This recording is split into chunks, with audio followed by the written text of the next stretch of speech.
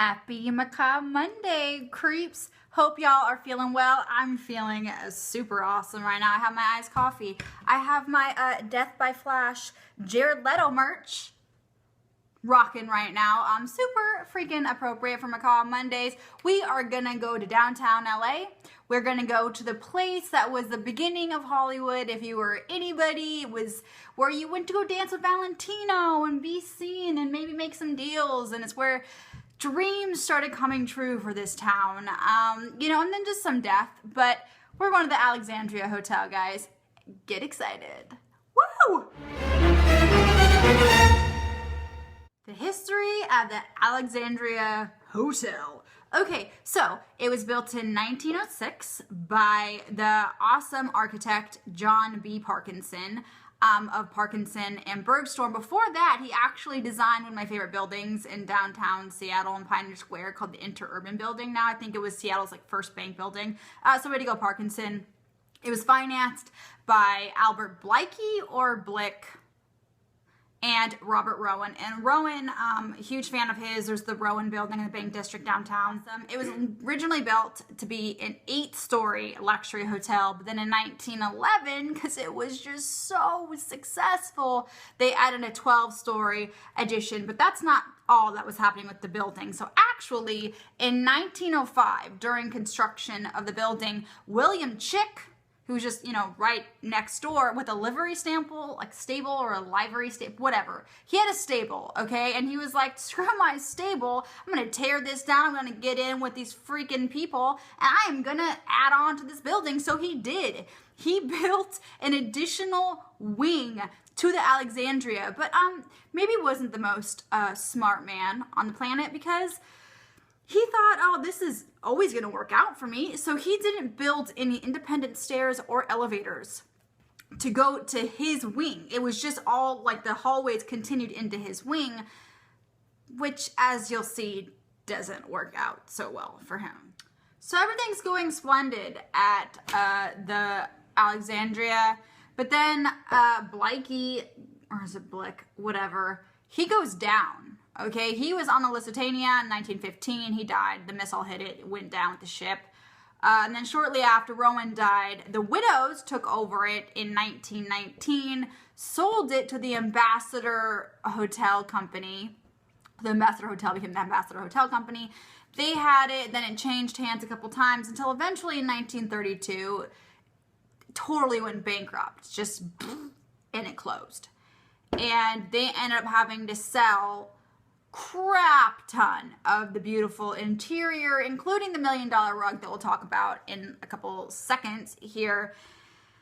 And it was bad. And they tried to get rid of the debt, didn't happen, ended up going bankrupt, closed the place down. Then in 1937, film producer Phil Goldstone buys the Alexandria, totally renovates it, puts a lot of money into it, but William Chick and Phil Goldstone did not get along. And basically, Phil was like, F you, William Chick, screw this, close it down. He brick and mortared up the section of the hallway leading into William Chick's portion of the building, his wing, completely cutting it off. And of course, as you remember, William didn't build any stairs or fire escapes or elevators in his wing, so all those upper floors are completely unreachable. To this day, it is still totally blocked off, and it's considered the phantom wing of the Alexandria.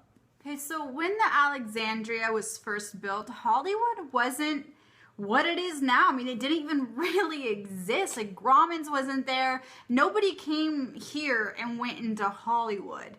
They went downtown. That's where the theaters were. The Broadway district was roaring at that time. And here you have this beautiful, luxurious hotel in the middle of all of it. And that's where everybody went. If you were an actor or an actress, a singer, a dancer, just a performer, you went to the Alexandria. There was a bar that everybody would hang out to. And there's stories of Valentino riding the streetcar just to go to the Alexandria to go dance at Palm Court, which is that beautiful ballroom they have in Alexandria. It's been in so many films. It's been in the Hanson music video for this time around. So check that out.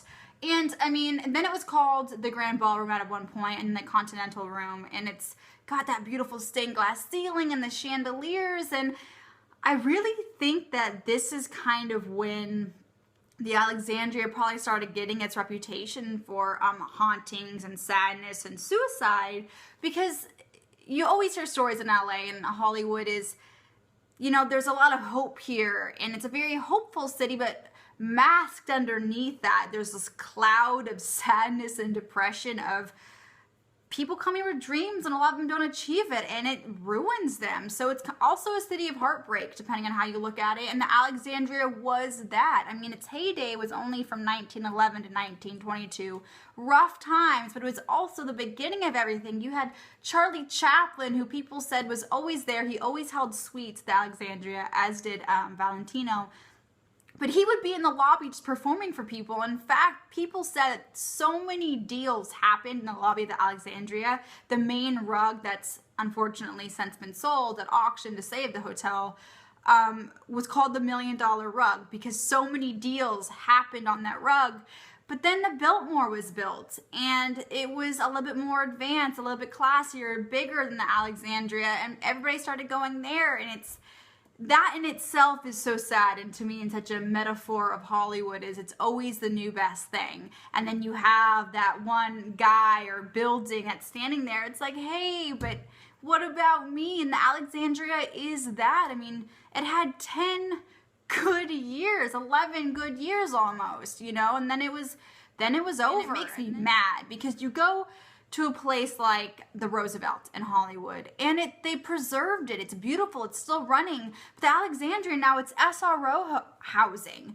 And yeah, you have the Gorbals down the lobby, and you have the Down and Out bar, which is fun and all, but you can't even go in there. Like, I tried to go in there, and the security guard was like, you can't be in here. And I'm like, I'm just trying to bring facts to the masses. I'm just trying to show the real stuff, and they wouldn't let me. You can't even get in there. It makes me so mad, because, I mean, Taft spoke there. Woodrow Wilson spoke there.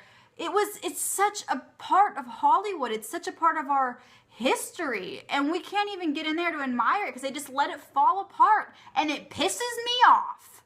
Yeah, there was a lot of glamour. There was a lot of happy times at Alexandria. But as we've said before, that was about a 12-year, no, not 12, about 10 to 11-year span. And then it was over. And then it was disarray. And now it's just, you know, it's the #1 drug dealing spot in LA. So if you want to, you know, get your fix, go to 5th and Spring and get a bump. There's been a lot of suicides there. Honestly, I couldn't list them all for you. There's just been too many. Just most recently, August 5th of 2013, a guy by the name of Randall Chesson. This is a sad story. He was on this 3rd-story apartment. He was naked. So it's during the day. He goes out his window. People said that it appeared as though he was trying to get to the ledge. And apparently his boyfriend was inside trying to coerce him back in the apartment. Didn't work. He fell to his death, fell on his back, hit his head, death on impact. He's not the only one. Back in 2009, an 87-year-old man also fell to his death, but the police said it was probably due to a faulty railing on the fire escape. I doubt it. This place feels freaking creepy. In fact, there was a murder at the Alexandria. I'm sure there was plenty of other murders. It's really hard to get information when it comes to big hotels. 1, because you need to know exact room numbers half the time. 2, sometimes they change addresses. And 3, sometimes people cover these things up well because they don't want the bad press. Although the Alexandria, the only real press it gets nowadays is for its hauntings and its deaths. So I'm just trying to help ya, Alexandria. But April 30th, 2002, house cleaning maid enters an apartment and she finds the body of one Enrique, some people call him Kiki or Kai, who knows, Garnicia, whatever. He was 73 years old, bullfighting fan. He was found dead with a white sheet wrapped around his neck. Doesn't sound like he was suspended from anything. Doesn't sound like he was suspected of suicide, because they arrested Cheryl Fleming age 43, another resident of the Alexandria, and him and her were like apparently like real good buddies, and nobody really knows what happened there, but yeah, Kiki's dead. Murder. Suicide.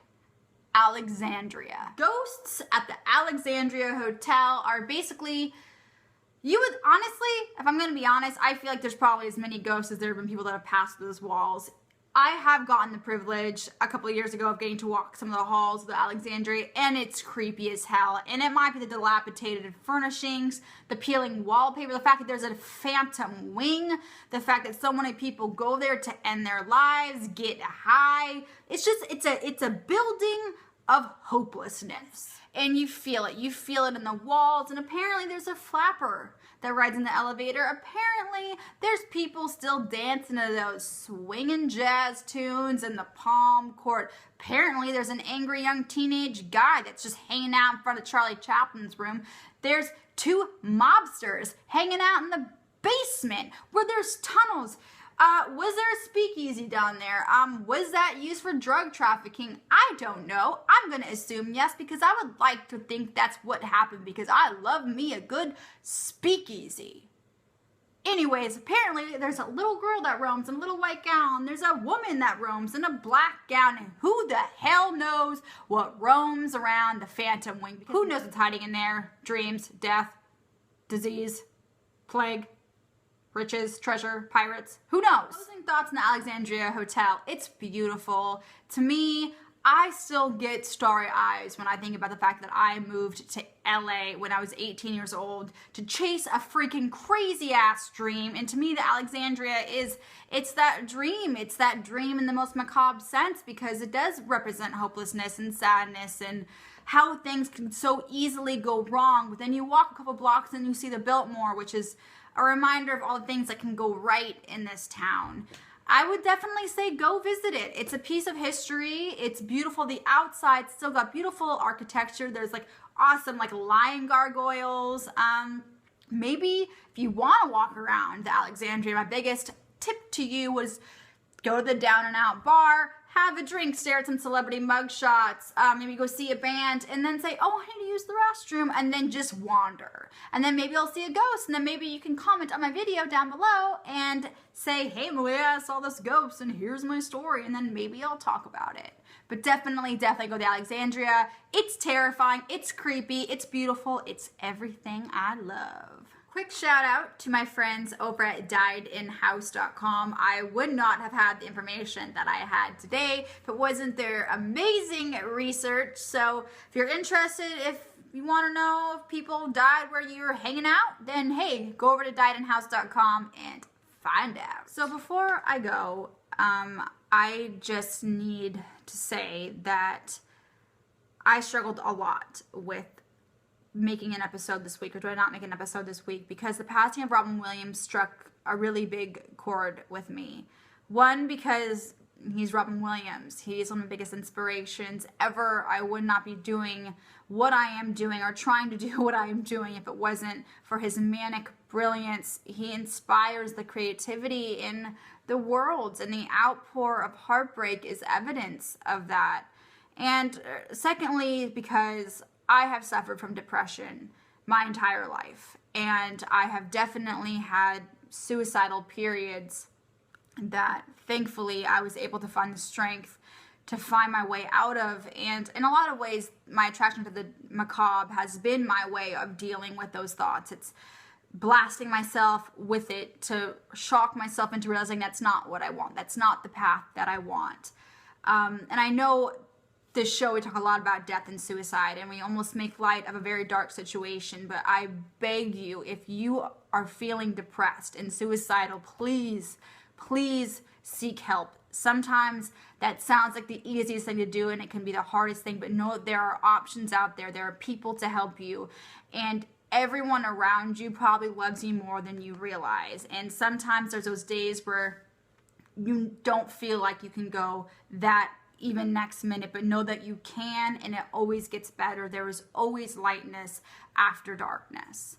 So please, this week, instead of having a creepy Monday, have a loving one. Tell those around you that you love them.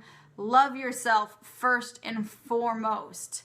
Know that it always, always, always, always gets better. And Robin Williams, thank you so much for your years of happiness and brilliance, and you've inspired me. You will inspire generations to come, and there will never be anybody else like you.